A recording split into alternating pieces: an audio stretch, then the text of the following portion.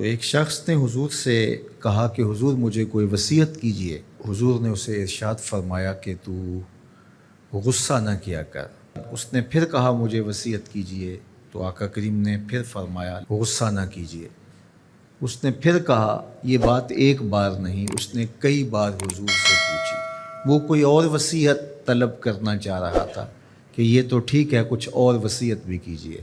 اس سے ایک تو اس شخص کی ذاتی صورتحال ایسی ہوگی، اور دوسری یہ ہے کہ اس نصیحت کی اہمیت کے پیش نظر کہ غصہ جب انسان کو آتا ہے تو وہ مغلوب ہو جاتا ہے اور بہت غلط فیصلے کر بیٹھتا ہے۔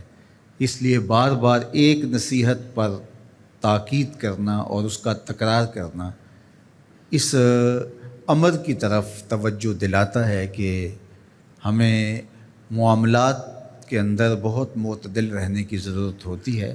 جو شخص غصے کو نافذ کرنے کی طاقت رکھتا ہے، ایک تو ہوتا ہے کہ بندہ غصے سے خود اپنے آپ کو بے چین کرے گا، لیکن اپنے غصے کو نافذ نہیں کر سکتا، غصہ نکال نہیں سکتا، خود پیچ و تاب کھائے گا۔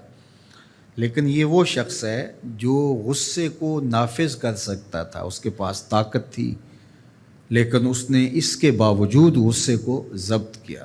حضور علیہ السلام نے ارشاد فرمایا، قیامت کے دن اللہ تعالیٰ لوگوں کے سامنے اسے بلائے گا، تو اللہ تعالیٰ اسے اختیار دے گا کہ جنت کی حوروں میں سے جس کے ساتھ تم نکاح کرنا چاہتے ہو، جس کے ساتھ تم رہنا چاہتے ہو، تمہیں اس کا اختیار دیا گیا ہے، اس لیے کہ تم نے اپنے غصے کو ضبط کیا، اس کو نافذ کرنے کی طاقت کے باوجود۔ اور ایک روایت حضرت سلیمان بن سرد رضی اللہ تعالیٰ عنہ سے مروی ہے، کہتے ہیں کنت جالسا مع النبی صلی اللہ علیہ وآلہ وسلم، میں حضور علیہ السلام کی مجلس میں بیٹھا ہوا تھا۔ دو لوگ تھے، وہ آپس میں الجھ رہے تھے۔ ان میں سے ایک شخص کا چہرہ غصے سے سرخ ہو گیا، رگیں پھولی ہوئی تھیں، اور ایک دوسرے کے لیے سب و شتم کا ماحول پیدا ہو گیا تھا۔ اللہ کے رسول صلی اللہ علیہ وآلہ وسلم نے ارشاد فرمایا، میں ایسا کلمہ جانتا ہوں کہ اگر یہ کلمہ پڑھ لیں تو ان کا یہ غصہ زائل ہو جائے گا، ان کی جو کیفیت ختم ہو جائے گی۔ اور وہ کیا ہے؟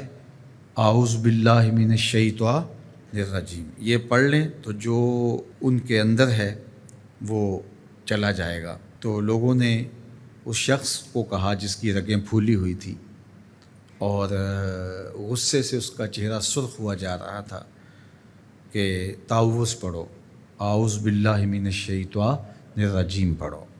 اور یہ اللہ تعالیٰ نے قرآن مجید میں ارشاد فرمایا ہے کہ جب غصے سے انسان بے قابو ہو جائے تو اس کو چاہیے کہ وہ اپنے غصے سے باہر نکلنے کے لیے تعوذ پڑھے۔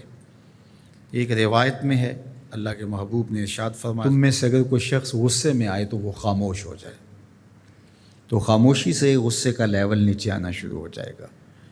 اور ایک روایت میں ارشاد فرمایا، جب تم میں سے کوئی شخص غصے میں ہو تو وہ کھڑا ہوا ہو تو وہ بیٹھ جائے، اور اگر اس کا غصہ اس سے زائل ہو گیا تو ٹھیک، ورنہ لیٹ جائے۔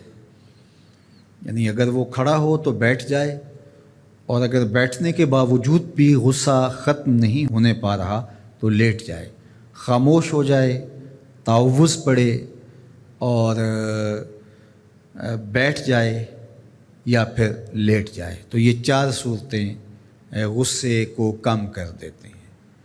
تو غصے کو نافذ کرنے کی بجائے کوشش کرنی چاہیے کہ غصہ جو ہے وہ فروغ ہو جائے، کیونکہ غصے میں انسان ایسے امور کر لیتا ہے کہ بعد میں اس کو سخت پچھتاوا ہوتا ہے۔